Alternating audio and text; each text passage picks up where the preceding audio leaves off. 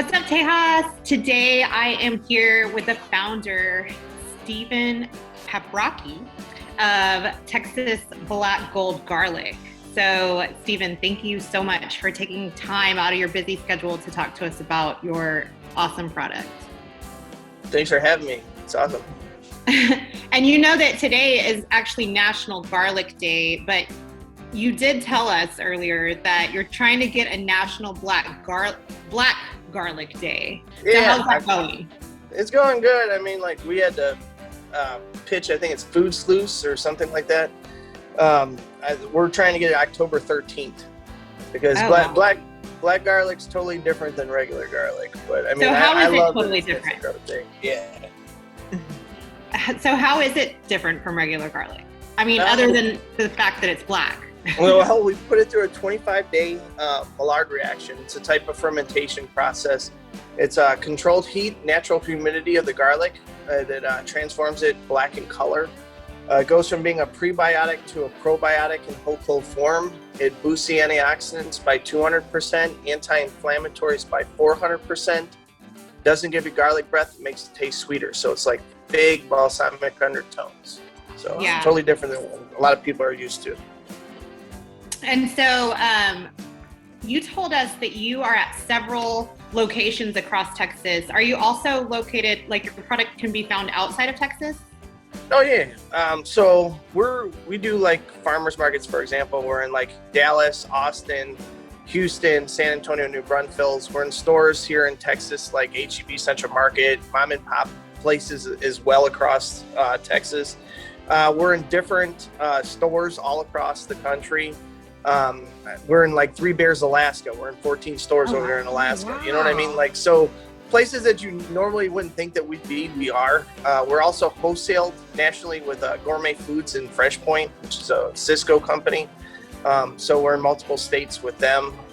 So we sell a lot to the restaurants, then online, of course, as well. Yeah. And so where are you located currently? San Antonio, Texas. Okay, San Antonio. Are you from San Antonio? No, I'm from Buffalo, New York originally. I moved down here in like 96, fell in love with the city and just came down here on vacation, and it was just like, it was beautiful. I was like, I'm gonna live here. Oh, wow. Yeah. Well, welcome to Texas. No, thanks. Yeah. So with your black garlic, do you like add it to dishes, or like do some people eat it by itself, or like, how would you recommend? Can you eat it? Yeah, you cook with it like you normally would cook with garlic. You can go to our website. I think we have like 250 recipes up there from like bloggers from across the country and UK. We gave them a bunch of product, and then we got a chef ambassador program where we have different chefs, of course, in the United States. In Canada, they do different things with our dishes too. So I've seen everything from like, you know, salads to steaks to like creativity wise, from people doing like chocolate truffles, ice cream, you know, caramel scented popcorn, you know, with black garlic. I've seen like a little bit of everything made with it. So You can definitely do it. A lot of people do it for the health benefits too. So, I mean, we have a sister company. We found out that our powder that we produce is in like high demand. So we sell to like Superior, Alaskan Pharmaceuticals, Nature's Best in Canada. They make their own pills with it. So we started a sister company called Farmer from the Farm, and we make our own pills with it. So that's our black garlic pills right there. So awesome. A lot of people take it just for the health benefits as well. Wow. Yeah. But no vampires can take it because they'll die. Yeah. I always like joke around about that because I love vampire movies and stuff, and I'm like, I'm just really glad I'm not a vampire because I love garlic. So it's actually I don't know. I think allicin is the chemical component in garlic that I guess vampires don't like. So ours transforms. So we actually, believe it or not, in Austin, there's a Nostradamus festival or whatever, the vampire festival. We actually sponsor it every year. They do a black garlic eating contest. Yeah. Oh, we've done it for the last 3 years. It's awesome. So. Oh my God. That's check it out. That's why, for sure. October 13th, there's 2 reasons for it is because this is like garlic that's like becomes a monster. It's like a garlic on steroids is the best way to put it, because of all the health benefits. So for us, we thought October would be the best month for that to be able to do it. And then it's also, you know, it's a very special time for all of us here. So it's pretty cool. Yeah. That's cool. That is really cool. Oh, sorry, Jenny. I thought you were going to say something. And then, like, I'm just kind of curious, like, how did you even come up with this idea, though? Like, was it just random, or what? How? No. So black garlic's been around forever. You know, when I was a chef, and then I'm culinary trained in my background. I went to Johnson Wales University in Charleston, South Carolina. I've worked all over the country, from New York to Washington, D.C., AIP, Florida. I've always seen black garlic, but it's always been expensive. The one thing is that, like, when I first was buying, it was like $42 a pound. It was something crazy like that. It only came from Korea or China or Japan. There was not really anyone doing it here in the U.S. And nobody definitely that was doing it to make it a product of, you know, local U.S. or Texas, just for that. So I started experimenting. I was the corporate chef at New Star Energy.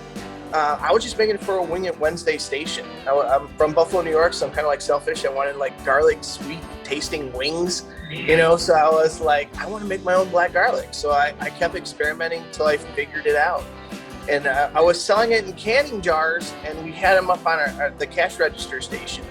And one time, you know, the owner was there. He came by, and I was like, you know, what makes you successful? It's like kind of like one of those things. It was spur of the moment minute. And he was like, well, his name was Bill Greehey. He's the what do you call it, CEO of Valero Energy back in the day. And he goes, find a product to sell back to the company you work for. So I said, what do you mean? He was like, well, he was the CEO at Valero Energy. He needed to find a company for pipeline control and storage of oil. Instead of finding one, he made one. And that was what became New Star Energy. And he goes, kind of like what you should do with your black garlic. He says, maybe you should sell it back to your chef friends or the produce companies you buy from. Wow. And then he walked away, and that was it. So if he didn't give me that advice, I'd probably still be a chef right now, which I think he's probably regretting a little bit, because he did like that. And then the second thing is that I give him a lot of credit. That's where the homage came from, is black gold, because I mean, technically speaking, I was making it in an oil company.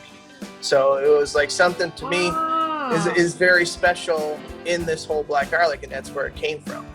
You know, but we were searching out local Texas farms. We have another company. It's called the Chef Cooperative. It's our 501c3. So we do pop-ups and give back to like local farms and 501c3s and people in need. And one of the things that the farmers always ask is like, Chef, what do you want me to grow for you? So I just started, I'd be telling them like, grow garlic for me. So we ended up with 42 contracted farms in the U.S., 17 of which are in Texas. And that's pretty much how Texas Garlic Inc. and doing business as Texas Black Gold Garlic got its start about 5 years ago. So. Wow. That's such an awesome story. And I love how you took that advice. Like, you just asked somebody that you saw that was successful, and you're like, what's your advice? And then you took it and you ran. And I feel I'm just starting to think like, well, what can I sell to my friends? There you go. That's the point, you know? But I mean, it's expanded like all the companies. We call it like the house that Black Garlic built. It's kind of like an inside joke here. We started something now called the Co-op here in San Antonio, and it's like the space I'm in right now. One of the places, but we got a commercial kitchen. We do rentable by the hour. We got a food truck commissary coming up.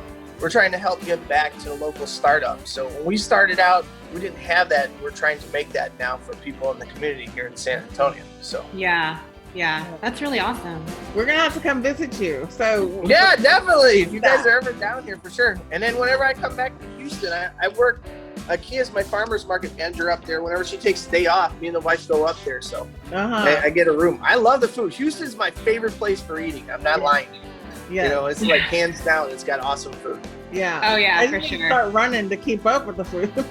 I'm serious. It's so good over here. So since you're a chef, what is your favorite thing to do with the black garlic?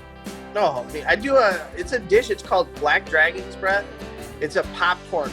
We make a black garlic caramel sauce, and we coat like just popcorn. And we form them into little balls so they're circular. And we do this thing that's like, because I kind of like got the stage at El Bulli in Spain when I was younger. So I kind of like have the molecular gastronomy background. So we dip those balls into liquid nitrogen.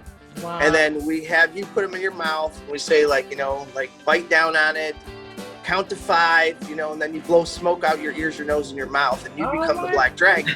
So it's like our joke is always our black dragon's breath popcorn. We called the dish one time as cold as your ex's heart. You know, so it was like it gets down under 300 degrees. So it's pretty cool. Wow, that does sound cool. Cool. Yeah, we're gonna have to put you on our San Antonio list when we make it our trek over there. Oh, most definitely. And see your facility and then maybe you can share some of your Dragon Balls with us. Oh yeah, definitely. Let me know. It's during the week. I can definitely do it. Yeah, for sure. And also, you need to tell us where to get some good tacos too. Yeah. Oh, San Antonio. That's definitely the place to get them.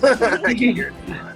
Well, Stephen, it was really nice to meet you, and thanks again for taking time to talk to us. And everybody that's watching, make sure that you look for black garlic at your local store or online or at the farmer's market, and go try it out yourself. And then we're going to drop your information down below so that everybody that's watching right now, they can find it really easy.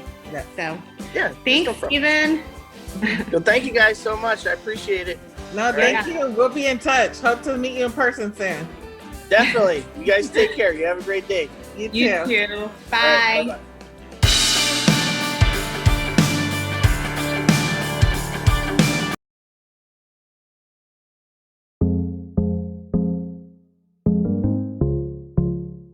What's up, Tejas? I'm here today in the Woodlands, Texas, at the waterway. If y'all haven't been here, it's amazing. And I'm here with Dr. Maria Holmes. She's the president of the Woodlands Arts Council, and she's going to just tell us a little bit about how she got involved with the Arts Council, and also about one of the really cool benches that they have here. They have tons of benches along the waterway, and they are all beautiful pieces of unique art. So thanks, Maria, for being here today, and just taking time out of your day to chat with us about this great organization and getting involved on the board. Great, thank you.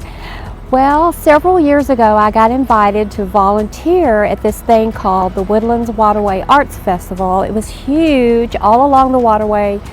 There were artists, musicians, food vendors. It was really a wonderful event, and I volunteered in the Early Inspiration Gallery, where school children had created their masterpiece and made them available for people to buy an original piece of art and take it home. I fell in love with the Arts Council that day, and so years later I just kept volunteering. I joined the board, and this year I've been lucky to be president, and we had our 2021 Arts Festival this past weekend. We had record attendance. It was fabulous. And that is only one thing that the Woodlands Arts Council does. We also have many public art programs, and the most exciting special one that I like the most is our public art bench. And this is an example. It's called the Family Tree Bench. And you can tell that it's very unique. We have 24 public art bench installations around the community. And these are opportunities for people to sponsor a bench, and it's a process. We have a call for artists. The artist and the sponsors get to work together and create the design, and then the township works with us to install the benches in strategic locations where the whole community can enjoy them. Yeah, and I really love, being able to contribute to public art where other people can enjoy it. I think that, a lot of people, when they think of art, they think of going to a museum, and there's some people that they're not able to enjoy art because they're not able to go to museums. So right. I think that it's a really great initiative that you all have.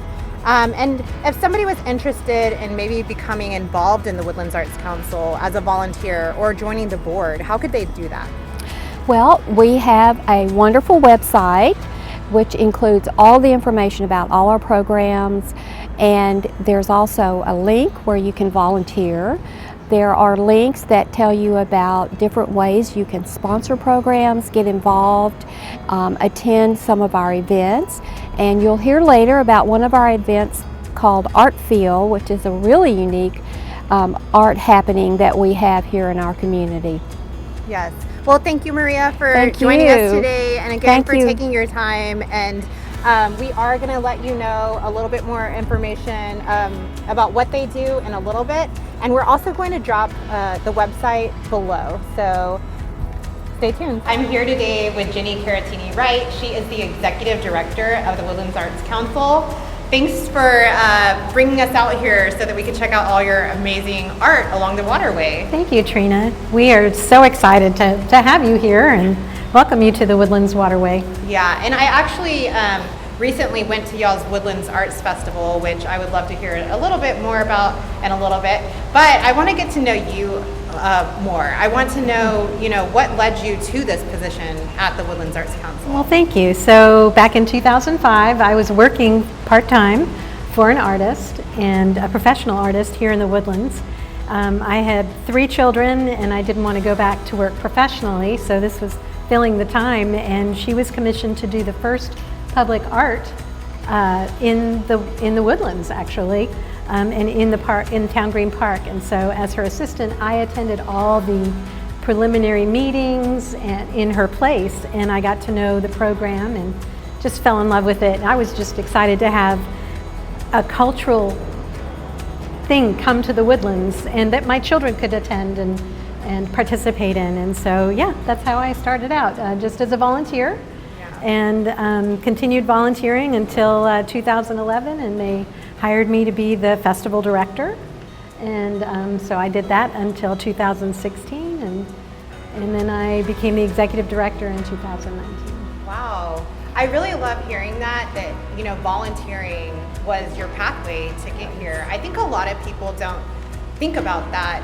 I know I have mentees and I tell them, go volunteer wherever you want to be in, what career, and volunteer at an organization, and that gets your foot in the door, and that's like just a great success story. So I want to explore a little bit more about the Woodlands Arts Council and what are y'all's initiatives. We also spoke with Maria Holmes, and she told us a little bit about the art benches, but can you tell us in more detail, like what kind of initiatives do you have? Sure. So, of course, we began with the Woodlands Waterway Art Festival because we were just passionate about bringing the arts here to the Woodlands and providing income, creative economy for the artists. And they come from all over the United States and Texas and overseas too, Mexico, Canada, Israel. It's very exciting. So not only the successful arts festival, that catapulted us into having the funds to do education and community outreach programs. And so in good times, we're able to provide scholarships to students, high school students, seniors. We work with our senior care centers and bring performing art programs, drumming, musical, theater. And then also with our Title I schools in the Montgomery County, we bring the same kind of programming to them. There's a lot of, the Title I schools don't have PTAs that have cultural art funds, so we kind of come in and help that part of it out. And sometimes we bus children to Houston to the ballet or to the Houston Grand Opera or opportunities. So yeah, that's what we do. And then of course the art benches, that began in 2015 and Dream, and just kind of following in the footsteps of George Mitchell's plan for the Woodlands. And so now we have 24 art benches, and we have call for artists and call for benches, bench underwriters.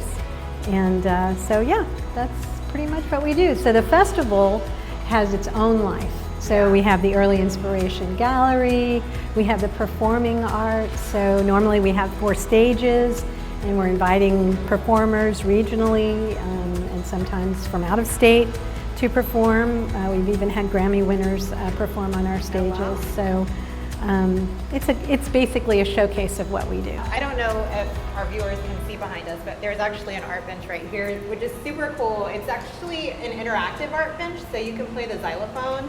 It's a little rainy out here today, so I'm not going to go play it right now, but maybe later. I wanted to know how much it costs to be a sponsor for the art benches. Depending on the location of the bench, it's anywhere between $15,000 to $25,000. Okay. And are you able to name the bench yourself, or is that the artist? So the process is really interesting. when the underwriter decides they're going to participate, they get to choose the spot. They fill out a questionnaire, and then we take drone footage and photography of the space and combine that all into a packet for the artists. So when we do the call for artists, they get to see everything, and then they make the design. So once we do the call for artists, everything's juried. We have a panel of professionals who look at everything. The underwriter gets 3 choices, and then they get to decide which bench is theirs. And so we put a nice, lovely plaque, and it just takes about 4 months, and we have a beautiful bench. Oh, awesome. I might buy one later.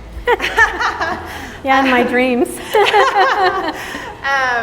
I want to go back and revisit the Woodlands Arts Festival, or the Woodlands Waterway Arts Festival, because I was able to attend, and you know, it was really interesting to me because I think it's a very unique festival. Some might even not like calling it a festival because I think it's much more than just a festival. It really truly is a fine art festival. High caliber artists, very talented. I'm not sure why they called it a festival at the beginning because, you know, I think festival, I think corn dogs and lemonade. Right. So kind of overcoming that in people's minds, they think that's what they're going to get when they come to a festival, but no, we're more of a fine art fair. We've had up to 1,200 applications for our 200 spots. Oh my gosh. And so very competitive. We have a jury panel of 7 people who come together in about November, and it's all their photographs are projected. There's a scoring system, and then we pare it down, and it's just awful because there's so much good talent. I want to talk about collaboration and joining forces with other organizations or businesses in the area. Obviously, to make the festival happen, you do that a lot, but is there like a success story that you have to share with us about collaborating with someone? Well, the festival takes the community, takes the village, because absolutely every single facet of the community is touched because of the festival. So it's an economic driver. So all the restaurants, the hotels, the gas stations, the grocery stores, the Home Depot, everybody gets a little piece of the pie. And then, of course, the children have an event, have something to look forward to. We've started a tradition in the Woodlands, which is exciting, that people look forward to every year. And so, you know, we have the police force, we have the churches, we have the volunteers, we have the businesses, we have so many wonderful sponsors. So I think my favorite story right now is that during 2020, we gave back the funds that we had received from the artists. We gave that back, and the only way we were able to do that was because all our sponsors didn't ask for their money back. Oh, wow. And so all I can say is we live in an amazing community that saw the value of what we do, and so that's my success story. Yeah. So I want to talk about attitude and maybe like about an obstacle that you overcome, maybe personally when you first came into this role. Like you came in as, you know, a volunteer, and I think that that's a really that can be a really big inspiration to some of our viewers. Sure. So when I came in, I had a background in restaurant hotel management, so logistics is my art. That is definitely an art. And so if anybody, they always ask me, are you an artist? You know, no, I'm an appreciator and a little bit of a collector. So my challenge was I needed to get up to speed with what was a nonprofit. You know, what does that really mean, and what does it mean to the community, and how is it different than running a business? And so that was a challenge. I went to Rice University and did their leadership program, and came out of that and came back and realized that this organization was super small, run by a bunch of business people with a passion for art. But when we were tweaking it to get that outreach piece, we had some people that had agendas and ideas that were kind of outside the box, that weren't in our mission. So learning about mission creep and working that in and bringing it all back together. So I think that it's really important to know the value of what a nonprofit is versus a business. Right. And so nobody owns the nonprofit. So you're going to have the change. And so I think my biggest challenge is every 2 years, I get a new boss, a new president, new ideas. It's a training, it's an education for everyone. So, but I love it. I think it's just it's a wonderful organization. It's a wonderful place to be in our community. I can't say enough for the team that we have and the board, the leadership. They're amazing. So being a board member like Maria, they're all volunteers. You have to be super cognizant of their needs and helping them along and understand what they need. They can't work 24/7 like we do. So I have to accommodate them on the weekends or accommodate them at night to get things done. So those are some of the little challenges. What would be your secret to tell them how to get that done? Become a volunteer. Because then you learn what you like and what you don't like. You learn about the people that are involved. You learn about the organization. I think the best piece of it is all the people, because they're from all walks of life. They're not just in your compartmentalized life. I was at a seminar once, and the seminar was all these, learn how to get grand ideas, and the whole point was get out of your box. And the minute you walk down our festival and you see different things, you're going to come away with different perspectives. And I think that's really important for anything like this. If you want to expand your horizons, get involved with another organization. If you do accounting, go do something in art. If you're a mathematician, go do something in art. Or sports. I mean, there's so many people who like to do so many different things. So I think it's value beyond measure to give your time. Definitely. I think that's amazing advice, and definitely make sure that you get out of your box, guys. So there's one last thing that we have to do. It's called the Texas Trio, and what we do is we have this hat with some questions in them, and you will just pick out 3 of these horseshoes in here and answer the questions. So you can choose your first one. Okay. Chili, beans or no beans? I'll take some beans. Yes. Oh, right answer. Oh my gosh. Okay. Thank you. How many songs have been written about Texas? Oh my gosh. I don't know. I'm going to say I don't have Google. That's not fair. I don't know. Probably 1,000, 2,000, a bazillion. A lot. Probably a lot more than the other states, so. Have you ever been to a Texas state park? Yes, I have. The Brazos State Park, Sam Houston State Park. Okay. I know I've been to so many. Yeah. Wonderful. And Brazos is the one that has all the alligators, I think, right? I don't remember. I think so. I was probably running. I'm wrong. If that was the case. Well, Jenny, thank you so much for taking the time to talk to us. Thank you, Trina. For showing us your awesome benches. And if you want more information, make sure that you check out the information below and get involved. Step outside your box, like Jenny said. So thanks, everybody. And again, thanks, Jenny. Thank you. Bye. Bye.